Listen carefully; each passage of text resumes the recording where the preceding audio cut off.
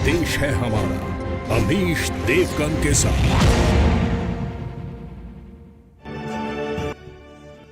धन्यवाद योगी जी, न्यूज़ 18 को अपना समय देने के लिए। ये एक ऐसा सेशन है, ये एक ऐसा साक्षात्कार है जिसका इस समय पूरा देश इंतजार कर रहा है और इसके कई कारण भी हैं। निश्चित तौर पर आने वाले कुछ महीनों में देश का सबसे बड़ा विधानसभा चुनाव है उत्तर प्रदेश। कहते हैं 2024 का रास्ता 2022 के उत्तर प्रदेश के चुनाव से निकलेगा। इसीलिए यह प्रदेश भी महत्वपूर्ण है, यह चुनाव भी महत्वपूर्ण है। लेकिन पिछले कुछ दिनों में जो घटनाक्रम हुआ, इसलिए भी यह साक्षात्कार महत्वपूर्ण है क्योंकि पहली बार योगी आदित्यनाथ लखीमपुर के इंसिडेंट के बाद किसी टेलीविजन न्यूज चैनल पर अपनी बात रखेंगे। अभी तक हमने विपक्ष को सुना है, विपक्ष क्या कह रहा है, अभी तक हमने तमाम बातें सुनी है, तमाम वीडियो देखे हैं, लेकिन पहली बार योगी आदित्यनाथ क्या सोचते हैं उस वाक्य के बारे में, उनके मन की बात क्या है, उनके दिल की बात क्या है, उसको भी जानेंगे। लेकिन आज हम योगी आदित्यनाथ जिस कर्मस्थली से निकले यानी गोरखपुर से, उस स्थान पे मौजूद हैं क्योंकि हम पूर्वांचल के गोरखपुर में मौजूद हैं। योगी जी, अभिनंदन है आपका न्यूज़ 18 में। अवश्य धन्यवाद आपको, आप गोरखपुर में आए हैं। आपकी लखनऊ अब कर्मस्थली है, अब आप लखनऊ में रहते हैं, वहाँ काम करते हैं, मुख्यमंत्री हैं। लेकिन मेरे मन में ये सवाल है कि मन में लखनऊ ज़्यादा है या गोरखपुर ज़्यादा है, दिल के करीब कौन है? गोरखपुर गोरखपुर है और लखनऊ लखनऊ है, इसलिए दोनों में कोई तुलना नहीं की जा सकती है। लखनऊ प्रदेश की व्यवस्था के संचालन का केंद्र है, गोरखपुर मेरी आध्यात्मिक ऊर्जा का केंद्र बिंदु है और मैं दोनों को साथ लेकर के चलता हूँ।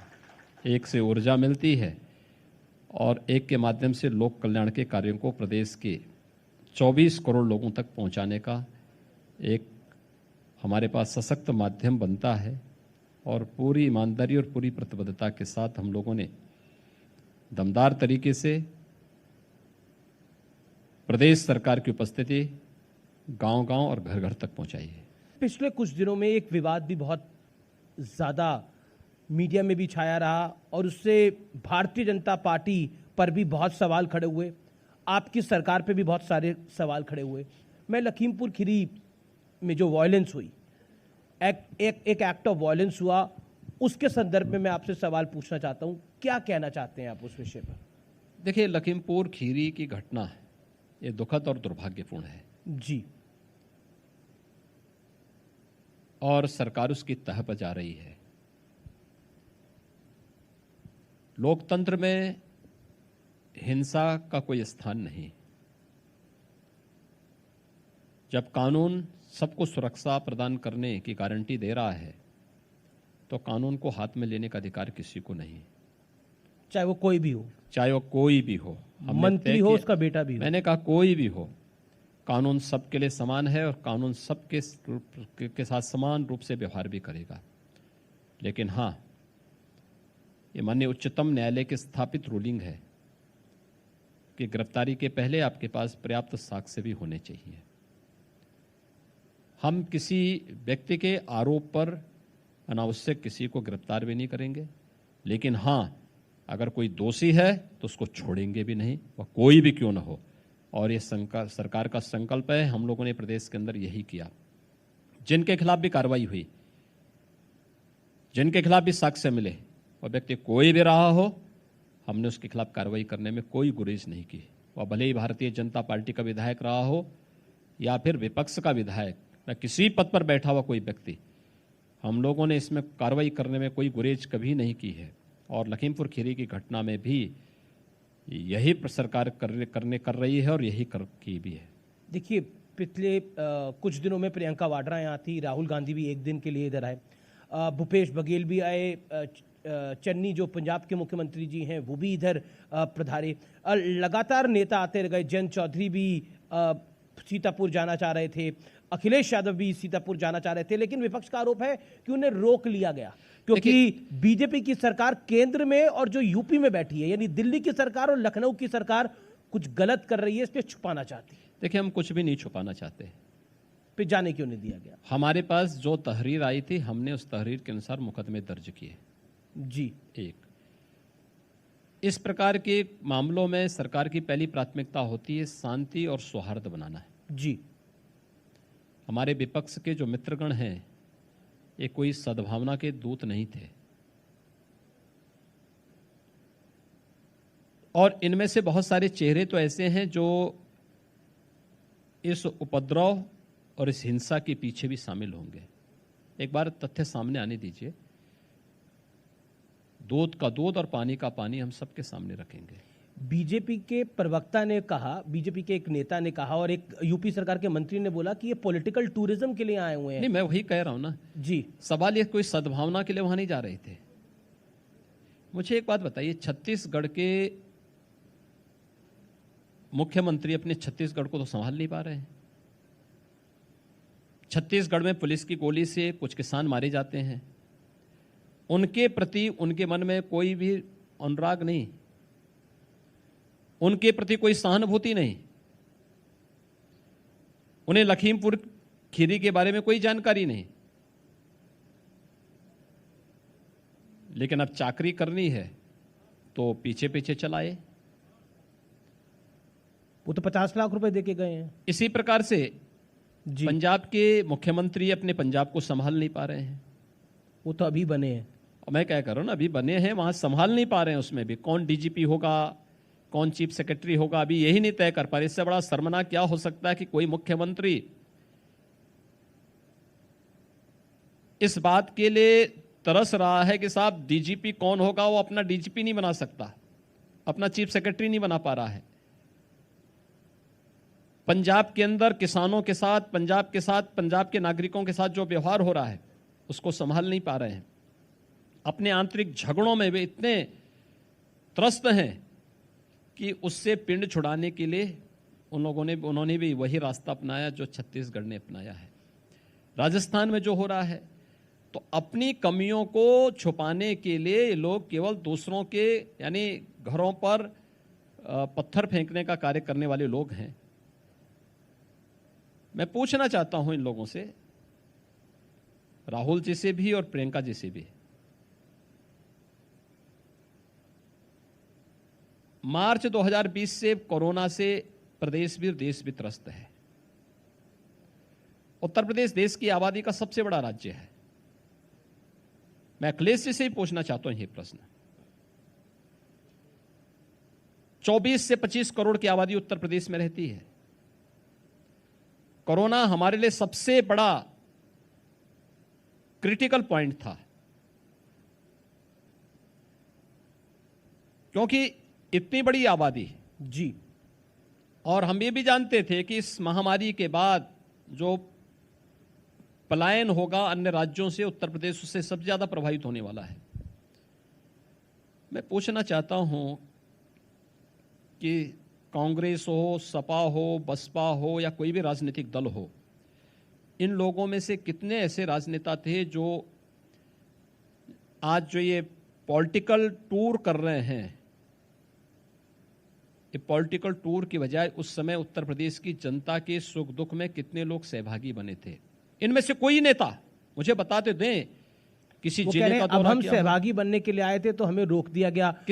मैं वही पूछना चाहता हूं। प्रियंका जी से तो सर्किट हाउस में कह रहे झाड़ू भी लगवा दिया गया। देखिए, जनता उनको उसी लायक बनाना चाहती है और जनता ने उसी लायक उनको बना दिया है। सवाल यह है कि इन लोगों के पास उपद्रव करने और नकारात्मकता फैलाने के सिवाय कोई कार्य नहीं। कोरोना कालखंड में इनके किसी के दर्शन नहीं हुए। उत्तर प्रदेश में जब हर व्यक्ति जीवन और जीविका के बीच में जद्दोजहद कर रही थी जी, तब केंद्र और प्रदेश सरकार ही उनके साथ खड़ी थी। भारतीय जनता पार्टी का कार्यकर्ता ही उनके साथ खड़ा था। तब इन राजनीतिक दलों के या इनके नेताओं का या इनकी स्वयं की उपस्थिति कहीं नहीं थी, जीरो थी।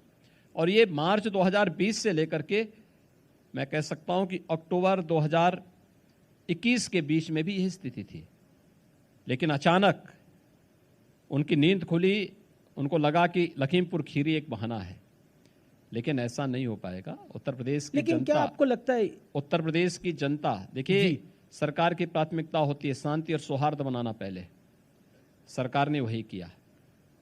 ये किसी ये सद्भावना के दूत नहीं थे, ये दुर्भावनापूर्ण तरीके से वहां पर विद्वेष और वहां पर आपसी वर्ग संघर्ष की स्थिति पैदा करना चाहते थे, जो हम प्रदेश के अंदर नहीं होने देना चाहते थे और कतई नहीं होने देंगे।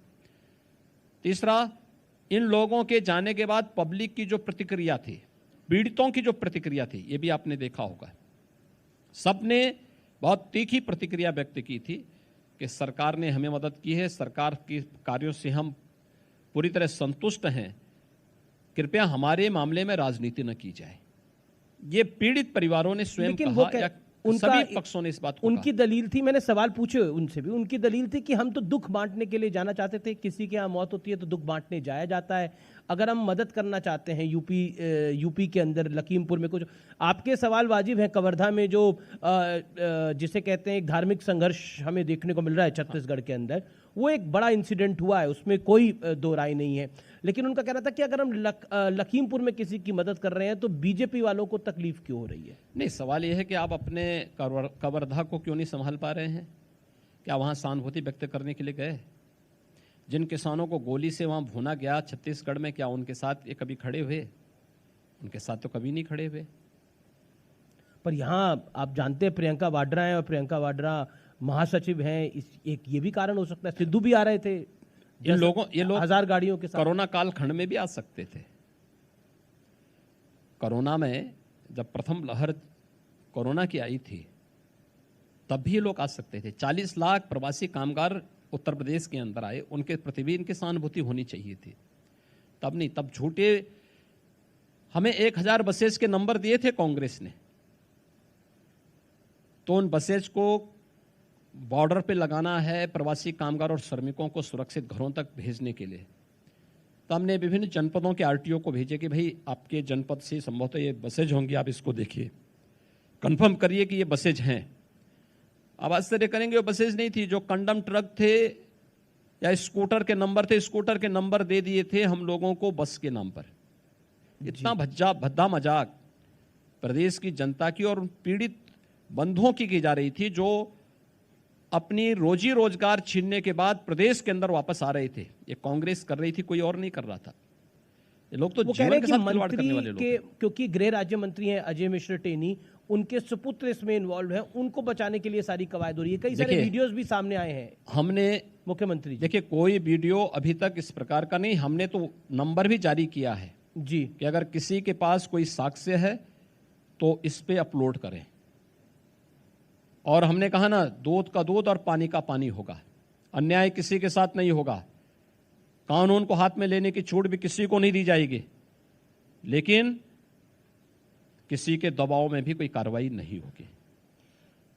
मैं इस घटना पर आपसे आखिरी सवाल पूछ रहा हूं। आरोप यह है कि अजय मिश्रा टेनी ने खुद भड़काऊ भाषण दिए, थम्स डाउन जिसे कहते हैं, इस तरह से दिखाया, इसलिए किसान भड़क गए। और फिर उसके बाद जो हुआ, जिसमें 3 बीजेपी के कार्यकर्ता भी गए। बहुत दुख की बात है कि एक पत्रकार की भी जान चली गई, और बहुत दुख की बात है 4 किसान भी नहीं रहे। क्या आपको लगता है कि गृह राज्य मंत्री को भी रिस्पॉन्सिबल होना चाहिए था? देखिए, पॉलिटिकल भाषण और थ्रेट दोनों में अंतर होता है। पॉलिटिकल भाषण राजनीतिक मंचों से होता है, और केवल यह बीजेपी का कोई नेता ही दे रहा हो ऐसा नहीं है।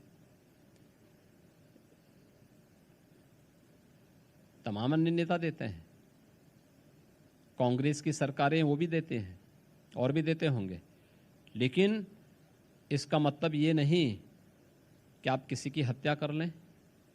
आपको लगता है किसी ने गलत किया है, उसके लिए अलग अलग मंच हैं, आप कंप्लेंट कर सकते हैं, आप उसके माध्यम से वो करेंगे, लेकिन कानून को हाथ में लेने का अधिकार किसी को नहीं है। क्योंकि कांग्रेस इसको या फिर विपक्ष इसको इसलिए मुद्दा बना रहा है क्योंकि अजय मिश्रा टेनी ने बोला, सिर्फ उन्होंने नहीं, हरियाणा के मुख्यमंत्री ने भी कुछ दिन पहले किसानों को बोला था कि हम इनको देख लेंगे। तो इस संदर्भ में इसको जोड़ के देखा जा रहा है कि बीजेपी धमका रही थी। धमकाने की बात नहीं, ये सभी मामले पॉलिटिकल बयान है। पॉलिटिकल बयान देश काल और परिस्थिति के अनुरूप व्यक्ति दे देता है, उसको इतने गंभीरता से नहीं लिया जाना चाहिए। प्रयास होना चाहिए कि हम कोई ऐसा बयान न दें, लेकिन अगर आता है तो वह उसका कोई मायने नहीं होता। आप उसका खंडन कर दीजिए जी, आपको बुरा लगता है आप भी बोल दीजिए, क्या मतलब है इसका। लेकिन उसकी आड़ पे हम क्या किसी निर्दोष व्यक्ति की जान ले लेंगे, राह चलते हुए राहगीरों पर हमला कर देंगे। अब विपक्ष अड़ गया कि अजय मिश्रा टेनी का इस्तीफा होना चाहिए, क्या देखिए विपक्ष की तो मांग बहुत सारी चीज होती है जी, मेरिट के आधार पर जो होगा वही कार्य सरकार करेगी। मैं बढ़ता हूं आगे, 4.5 साल के आपके काम की बात कर लेते हैं। कुछ महीनों बाद चुनाव होने वाले हैं। विपक्ष कहता है कि सरकार अपनी उपलब्धियां तो बहुत गिनाने की कोशिश करती है लेकिन लिस्ट डाउन नहीं करा सकती। अखिलेश जी कहते हैं कि एमओयू तो बहुत साइन किए, पैसे कोई आते नहीं है, ये सिर्फ फीते काटने का काम करते हैं हमारा। देखिए अखिलेश जी को जब फुर्सत हो ये सब जानने पढ़ने की, 12 बजे सो के उठेंगे, 2 बजे तैयार होंगे, 4 बजे अपने मित्र मंडली के साथ बैठ जाएंगे, 6 बजे फिर साइकिलिंग के लिए निकल जाएंगे। तो पॉलिटिकल कार्यों के लिए कहाँ फुर्सत है। बड़े बाप के बड़े बेटे हैं, तो स्वाभाविक रूप से उनकी अपनी जिंदगी है, उनकी अपनी कार्य पद्धति है। ये देश और दुनिया से उनको क्या मतलब है। पर उन्होंने एक इंटरव्यू में कहा मैं सुबह 4 बजे उठता हूँ, मैं भी ध्यान लगाता हूँ, पूजा करता हूँ। तो इसीलिए तो ध्यान लगाते लगाते जनता ने उनको कहाँ पहुंचा दिया है, ये तो हर व्यक्ति जान रहा है। ये ध्यान लगाने का ही परिणाम है। कहाँ ध्यान लगा रहे थे हर व्यक्ति जानता था। जब प्रदेश के अंदर संकट आता था तो ऑस्ट्रेलिया और इंग्लैंड नजर आता था उनको। तो इसलिए ध्यान लगाते लगाते जनता वहां पहुंचाती है। उनका कहना है कि घूमने का शौक है, इसमें घूमने पे क्यों योगी जी भी घूमा करें। इससे हम मना कहाँ कर रहे हैं जी। जी घूमने के लिए कौन रोक रहा। आप ऑस्ट्रेलिया में द्वीप खरीदे होंगे, द्वीप में रहिए ना, आराम की ऐसो आराम की जिंदगी चाहिए, कौन आपको रोक रहा है। भगवान चाहे, मैं तो चाहूंगा कि जिंदगी भर वह ऑस्ट्रेलिया के किसी द्वीप में मटर गश्ती करें, यूरोप में जाकर के अपनी छुट्टियां मनाएं, खूब फुर्सत के साथ मनाएं।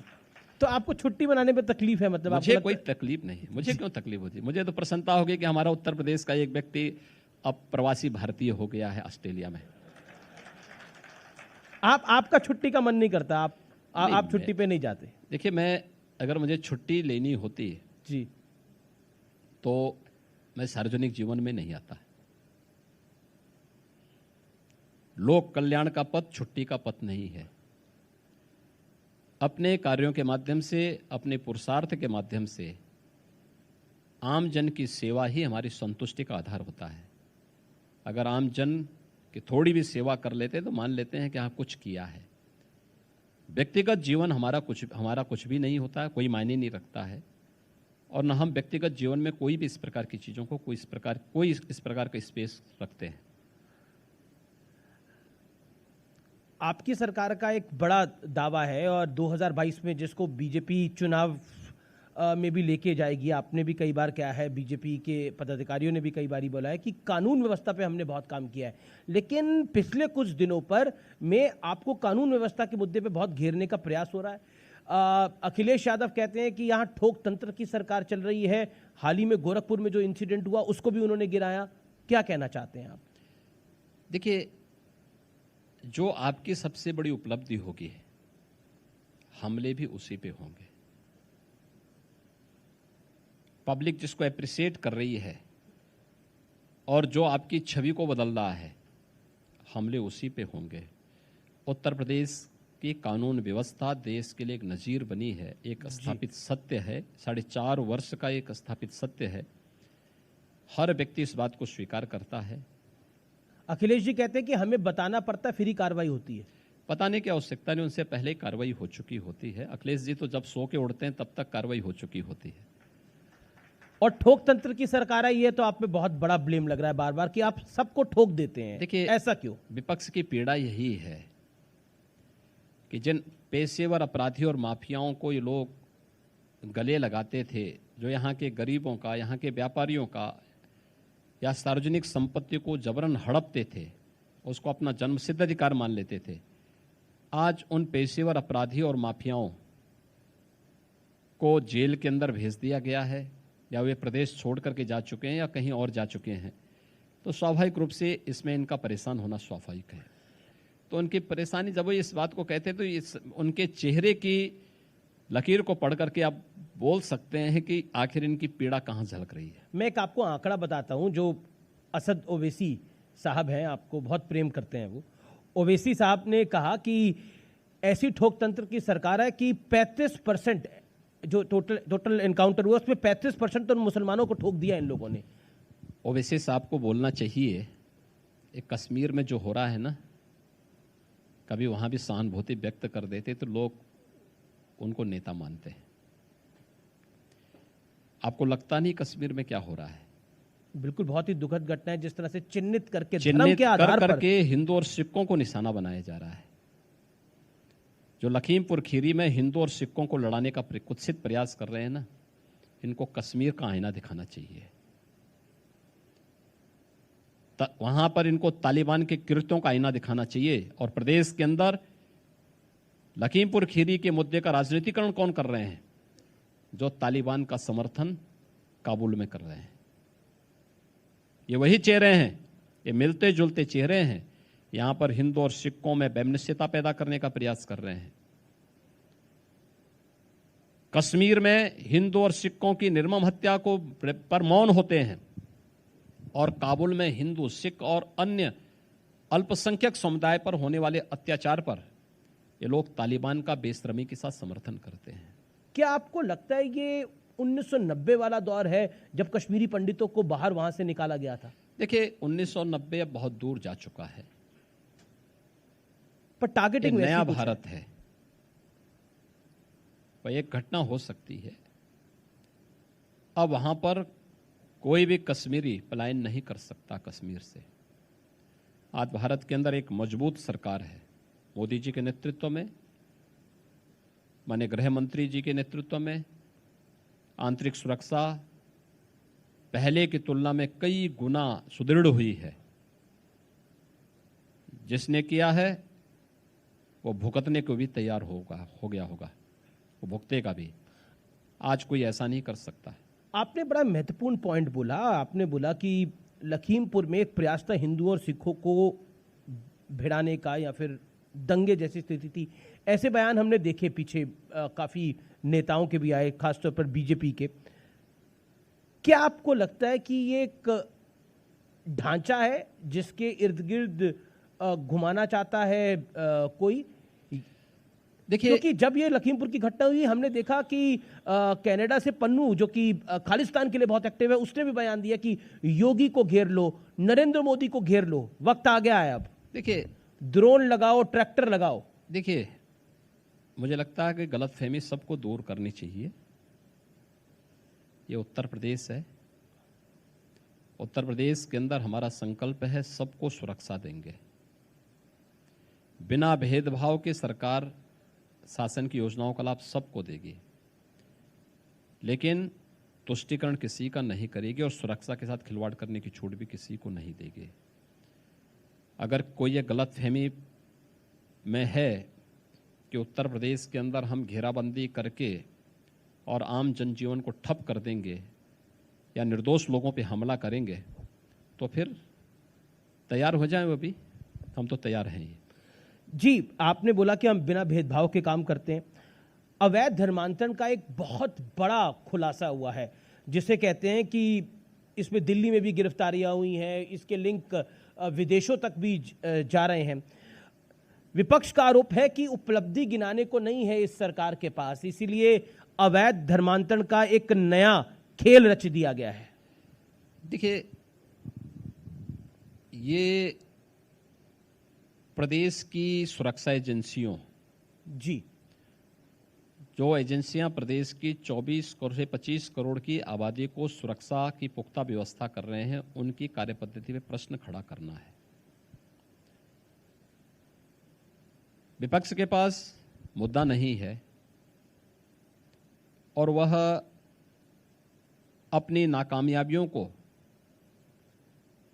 छुपाने के लिए केवल आरोप प्रत्यारोप करती है।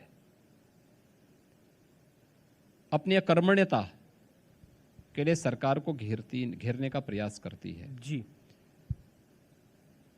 धर्मांतरण के खिलाफ आज से 1 वर्ष पहले हम लोगों ने इसीलिए एक सख्त कानून बनाया था,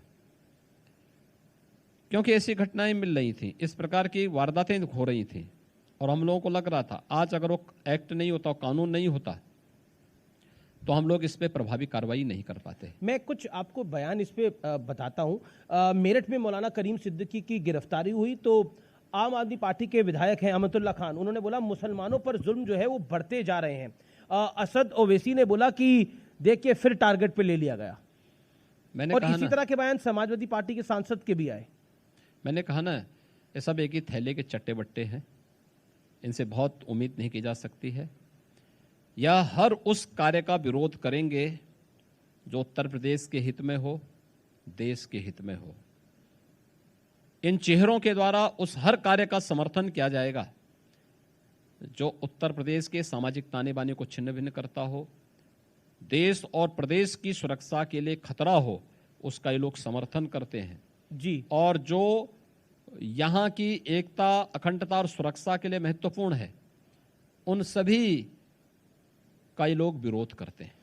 अगर आपका नाम अशरफ है तो आप अशरफ ही रखिए, आप अपने को अनिल मत बताइए।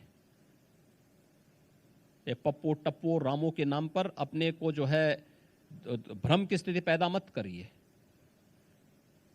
क्योंकि आज कहते हैं साहब मेरा नाम जो है, आज तो कहते हैं कि जो है आज जो है वो कहते आज अपने को जो है उपनाम लगा करके या हिंदू नाम रख करके पहले बहकाते हैं और फिर ये लफ्ज जिहाद, और इसी के खिलाफ सख्त कानून हमने प्रदेश के अंदर इसके खिलाफ भी बनाया है। और ये मैं आज पहली बार नहीं बोल रहा हूँ। 2009 में केरल हाई कोर्ट ने वहां की सरकार को आदेश दिया था कि लफ्ज जिहाद एक खतरनाक ट्रेंड है, एक केरल जैसे स्टेट को इस्लामिक स्टेट बना देगा। और लव जिहाद शब्द का इजाद मैं अपने व्यूअर्स के लिए बता रहा हूं, ये केरल की एक चर्च ने किया था, ये किसी और ने नहीं किया था। एक न्यायपालिका ने इस बात को कहा। कर्नाटक में भी यही बात हुई थी उस समय 2011 में। उस सब के बावजूद भी अगर ये लोग अपने कानों में तेल डाल करके चुपचाप सोए हुए हैं तो ये लोग देश के साथ धोखा कर रहे हैं। असाउद्दीन ओवैसी अब खुलकर अतीक अहमद और मुख्तार अंसारी की बात कर रहे हैं। मुख्तार अंसारी का परिवार जो है वो समाजवादी पार्टी के भी करीब दिख रहा है। उनके जो भाई हैं सिबगतुल्ला, वो समाजवादी पार्टी में शामिल भी हो गए हैं। क्या कहना चाहते हैं आप? ये तो जनता को देखना चाहिए कि समाजवादी पार्टी का वास्तविक चेहरा क्या है। ये जितने भी माफिया हैं ये कहीं और जगह से, कहीं धरती से फट करके नहीं आए हैं। ये सब इन्हीं पार्टियों के द्वारा पाले पोसे गए हैं और इन्हीं सब पार्टियों के ये जो अनैतिक कृत्यों के परिणाम ये सब हैं। तो सपा, बसपा, कांग्रेस जैसे राजनीतिक दल को तो प्रदेश की जनता से और देश की जनता से माफ़ी मांगनी चाहिए। इनके कारण से प्रदेश के अंदर या देश के अंदर तमाम लोगों को परेशान होना पड़ा है, तमाम घर उजड़े हैं, तमाम सार्वजनिक संपत्तियों पर इन माफियाओं ने कब्जे प्रारंभ किए और अपनी अनैतिक संपत्ति बनाई और उसके नाम पे लोग कॉमन मैन का, व्यापारियों का, नागरिकों का जीना हराम करते थे।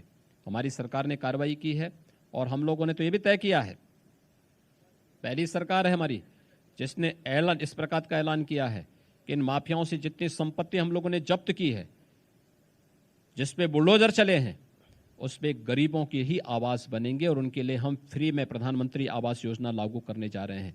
कितनी बड़ी स्कीम, लाखों गरीबों को हम आवास देंगे। एक सवाल, ये आजम खान हो गए, मुख्तार अंसारी हो गए, अतीक अहमद हो गए, ऐसा लगता है कि योगी आदित्यनाथ जी की इनसे पर्सनल दुश्मनी है? मेरी किसी से पर्सनल दुश्मनी नहीं, मेरी किसी से कोई व्यक्तिगत दुश्मनी नहीं। मेरा अगले वर्ष, ये देखिए आज से 4.5 साल पहले तो कितने मतलब इनकी दबंगाई चलती थी, आपने समाप्ति कर दी है पूरी तरह से। देखिए मैं पिछले 25 वर्षों से, यानी मैं अगला वर्ष मेरा 25 साल हो जाएंगे सार्वजनिक जीवन के, 25वां वर्ष मेरा अगला वर्ष होगा और 25 वर्ष में मैंने किसी को भी राजनीतिक रूप से अपना दुश्मन नहीं माना है, किसी को नहीं माना है। 2022 का चुनाव है, ब्राह्मणों को लेकर बहुत कुछ हो रहा है। कई पार्टियां तो ब्राह्मण सम्मेलन कर रही हैं, समाजवादी पार्टी हो गई, बीएसपी हो गई, आपकी सरकार ब्राह्मणों को लेकर क्या सोचती है, क्योंकि विपक्ष आरोप लगाता है कि ब्राह्मणों पे बड़ा अत्याचार हो रहा है। तो ये हम इस समय पूर्वांचल में हैं। लखीमपुर खीरी में 2 ब्राह्मण युवक भी मारे गए हैं जी, वहां क्यों नहीं गए ये लोग? आज तो ब्राह्मण सम्मेलन कांग्रेस के, सपा के, बसपा के जो हो रहे थे, ये सभी ब्राह्मण नेता उन पीड़ित हिंदुओं के पास क्यों नहीं गए जो वहां पर लखीमपुर खीरी में मारे राहुल गए? गांधी, प्रियंका गांधी क्यों नहीं गए वाड्रा। थे ये लोग? नहीं, सतीश मिश्रा से पूछिए ना, जी, क्यों सतीश मिश्रा जी नहीं गए? क्यों नहीं अखिलेश यादव गए? अखिलेश यादव कल गए थे लखीमपुर खीरी में, आखिर उन पीड़ित ब्राह्मणों के घर क्यों नहीं गए? फिर अगर उनको लगता है कि ब्राह्मण पीड़ित है तो आखिर उनके यहाँ क्यों नहीं गए? और कौन नहीं देखता कन्नौज की नीरज मिश्रा की किस प्रकार से निर्मम हत्या हुई थी? किस प्रकार की निर्मम हत्या हुई थी? कोई भूल सकता है नीरज मिश्रा की निर्मम हत्या को? नीरज मिश्रा का केवल एक, यानी नीरज मिश्रा ने एक काम किया था कि उसने एक राजनीतिक दल के एक नेता को बूथ कब्जा नहीं करने दिया था, एक फैक्टर चल और रहा वो है भारतीय कि जनता पार्टी का कार्यकर्ता था। जी जी जी, आप उसकी निर्मम हत्या कर देंगे? एक फैक्टर चल रहा है कि मुस्लिम क्या नीरज यादव मिश्रा जी ब्राह्मण नहीं थे? क्या संतोष शुक्ला ब्राह्मण नहीं थे जिसका थाने के अंदर जाकर के हत्या कर दी गई थी? तो इन लोगों के वास्तविक चेहरे को समझो, ये वास्तव में है क्या?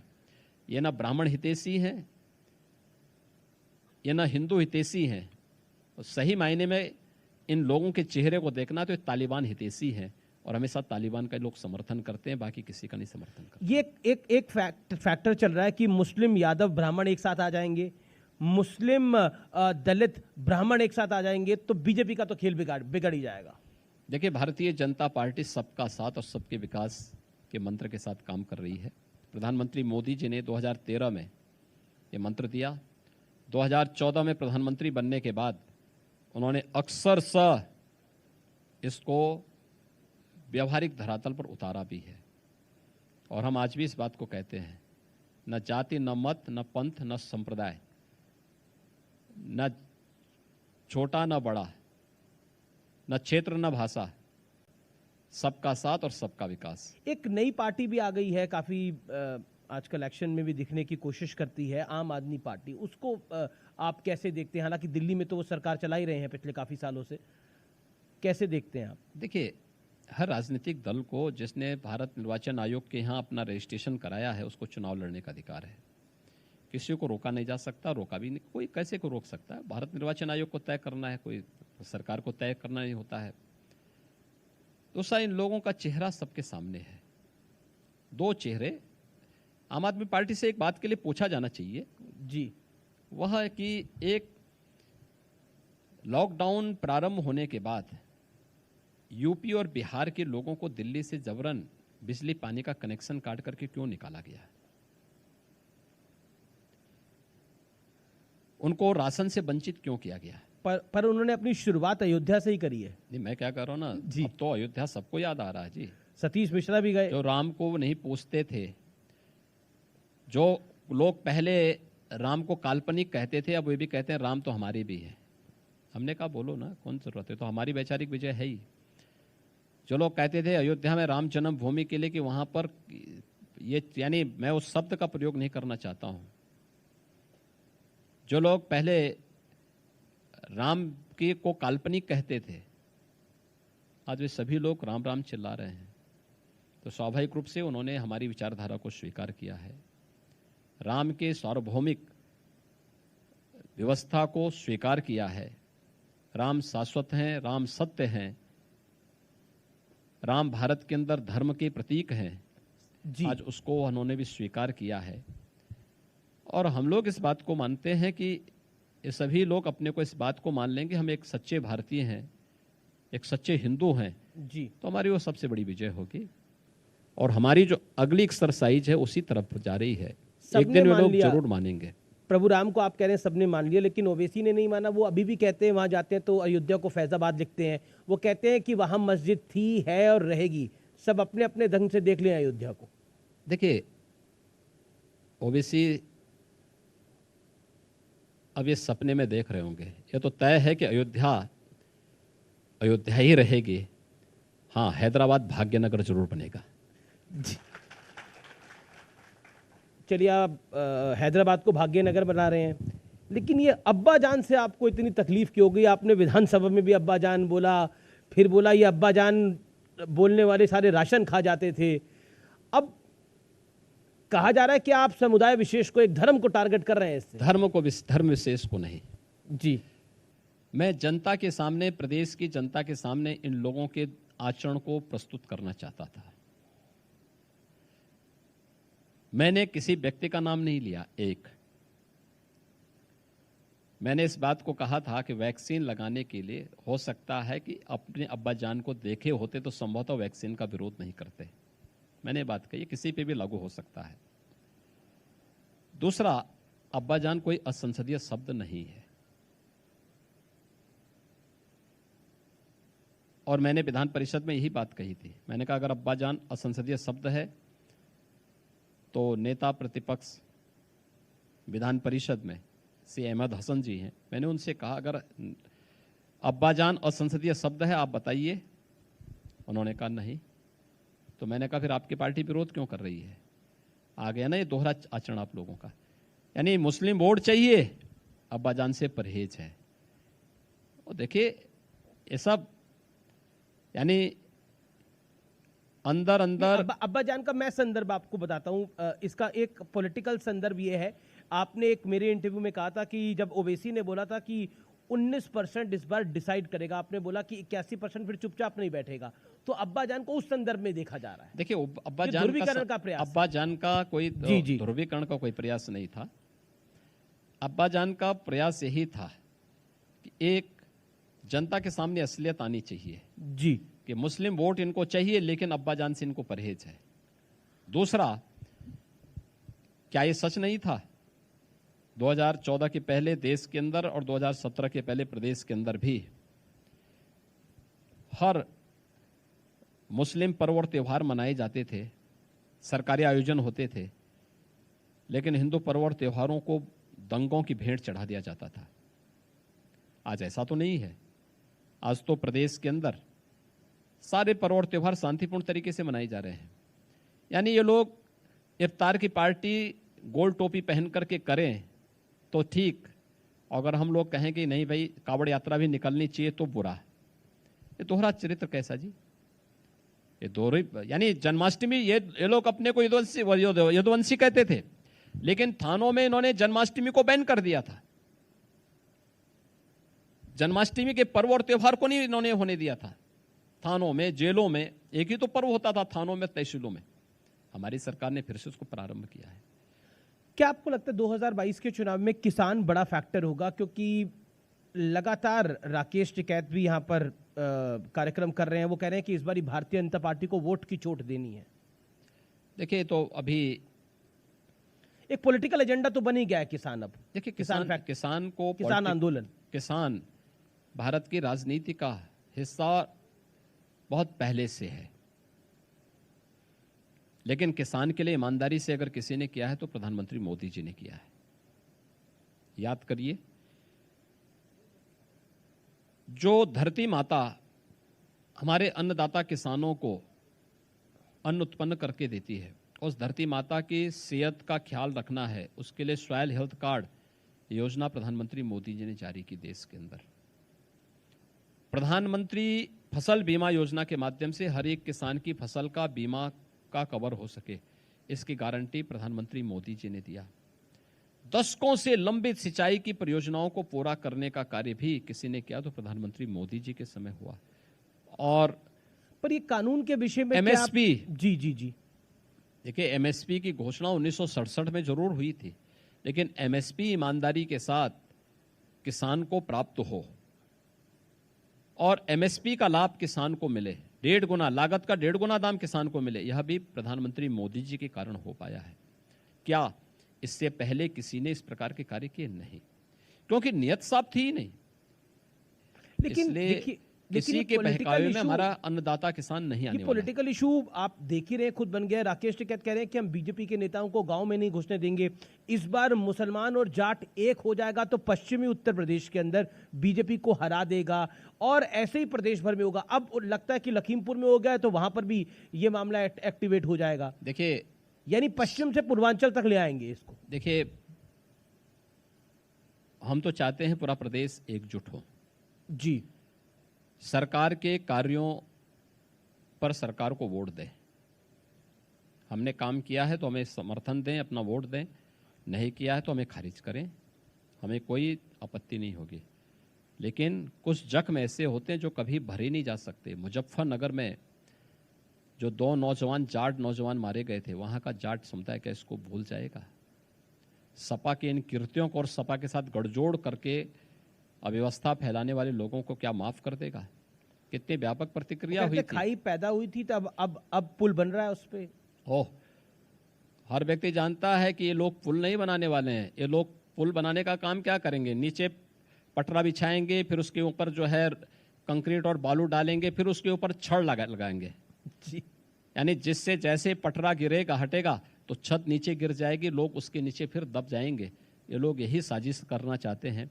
और ऐसे पुल पर सवारी होकर के कोई भी पश्चिमी उत्तर प्रदेश का व्यक्ति नहीं जाना चाहेगा, कोई भी प्रदेशवासी नहीं जाना चाहेगा, क्योंकि इसे मालूम है इनके बहकावे में आकर के प्रदेश को हमने दंगाग्रस्त प्रदेश बना दिया था। यूपी में इलेक्शन है, विपक्ष तो बहुत कुछ कह रहा है, लेकिन खासतौर पर कांग्रेस पार्टी योगी आदित्यनाथ को लेकर बहुत मुखर है। प्रियंका वाड्रा तो डेरा डाले हुए हैं। राहुल गांधी कहते हैं कि जो नफरत करे वो योगी कैसा। उन्होंने ट्वीट किया ये। देखिए, राहुल जी को स्वयं पता नहीं होता है कि वो क्या बोलना चाहते हैं। उन्होंने जब केरल में गए थे तब उन्होंने उत्तर प्रदेश के बारे में भी कहा था। तनिक तो उनको कृतज्ञता का भाव उनके मन में होता है। जिस उत्तर प्रदेश ने उनकी 3-3 पीढ़ी को सत्ता के शीर्ष सिंहासन पर पहुंचाया है, उस उत्तर प्रदेश को इन्होंने कोसा है केरल में जाकर के। वहां पर उत्तर प्रदेश के प्रत्येक नागरिक को इन्होंने गाली दी है। उत्तर प्रदेश इसको कैसे विस्मृत कर सकता है? उत्तर प्रदेश का सौभाग्य है कि राम और कृष्ण यहां जन्म हुए। ये उनकी लीला भूमि भी है। और मर्यादा पुरुषोत्तम भगवान श्री राम और श्री कृष्ण के प्रति जिस प्रकार की टिप्पणी 2005 में सुप्रीम कोर्ट में अपने शपथ पत्र के माध्यम से कांग्रेस सरकार ने दिया था, क्या ये उत्तर प्रदेश वासी भूल जाएगा कांग्रेस के इस कृत्य को? जब ये देश से बाहर जाते हैं तब भारत की निंदा करते हैं, क्या इनके इस कृत्य को भूल पाएंगे? तो मेरे प्रति बोल रहा है तो कौन बुरी बात? जो राम और कृष्ण को नहीं छोड़ते हो योगी के खिलाफ बोलें तो उसमें कौन वो बुरी बात है? जी, अखिलेश यादव जी 12 तारीख से अपनी जन यात्रा को शुरू कर रहे हैं। शिवपाल यादव भी उनसे समझौता करना चाहते थे, उन्होंने 11 तारीख तक की डेडलाइन दी है। कैसे देखते हैं आप? चाचा भतीजा तो साथ में नहीं आते हुए दिख रहे अभी। तो नेता के नाते नहीं, चाचा के नाते कम से कम उनको सम्मान तो देते। आप अनुरोध कर रहे हैं अखिलेश जी से कि उनको सम्मान दे दे? हम कैसे बोल सकते हैं जी, लेकिन एक सामान्य संस्कार होता है कि भाई अपने से बड़ों का सम्मान करो भाई। अब मैसेज पब्लिक में क्या है कि देखिए, अखिलेश जी ने पिता को भी पहले इसी ढंग से जो है पिता के साथ व्यवहार किया, आज चाचा के साथ भी यही व्यवहार उन्होंने कर दिया है। अब जो अपने परिवार के बड़े बुजुर्गों का सम्मान न कर पा रहा हो, क्या उम्मीद कर सकते हैं आप उनसे कि वह अपने पार्टी के अन्य लोगों के साथ और फिर प्रदेश की 25 करोड़ जनता के साथ कैसा व्यवहार उनका होगा? ये तो हर व्यक्ति जानता है। योगी जी, एक मिथक था कि नोएडा कोई सीएम नहीं जाता, लेकिन आपने वो मिथक तोड़ा। एक मिथक ये भी है कोई सीएम रिपीट नहीं होता। क्या कहना चाहते हैं आप? देखिए, कोई सरकार रिपीट नहीं होती। देखिए, नोएडा भी मैं गया हूं उत्तर प्रदेश में, और मैं नोएडा कम से कम आधा दर्जन बार गया हूं जी। बिजनौर भी मैं गया हूं, लगभग आधा दर्जन बार गया हूं। दोनों के बारे में कहा जाता था, लेकिन हम लोग दोनों जगह गए हैं और मैं यही मिथक तोड़ने के लिए राजनीति में आया हूं कि उत्तर प्रदेश के अंदर हम लोग फिर से आएंगे। कहीं कोई संदेश में नहीं होना चाहिए। योगी जी, आप आए हमारे कार्यक्रम में, आपने हिस्सा लिया, लेकिन लखीमपुर पे मैं जरूर आपसे आखिरी सवाल पूछूंगा। कठोर से कठोर कार्रवाई होगी, ढिलाई नहीं बरती जाएगी? देखिए, हर व्यक्ति हमारी सरकार की कार्य पद्धति को देखता है जी। कानून सुरक्षा के लिए है, सुरक्षा सबको, लेकिन अगर कोई कानून को अपने हाथ में लेगा तो फिर किसी भी प्रकार की रियायत किसी के लिए नहीं, और कानून के हिसाब से जो दोषी होगा कठोरतम कार्रवाई उसके खिलाफ होगी। अगले कुछ दिनों में हम बड़ी कार्रवाई देखेंगे। मैं क्या देख रहा हूं ना, आप देखेंगे कि जो दोषी होगा जी। कोई भी हो, अगर कोई भी दोषी होगा, हम माननीय उच्चतम न्यायालय की स्थापित रूलिंग का ध्यान में रख करके जिसके खिलाफ साक्ष्य मिलेंगे वह जेल जाएगा और उसके खिलाफ कार्रवाई होगी। बहुत बहुत शुक्रिया योगी जी, आपने न्यूज़ 18 पर अपना समय दिया।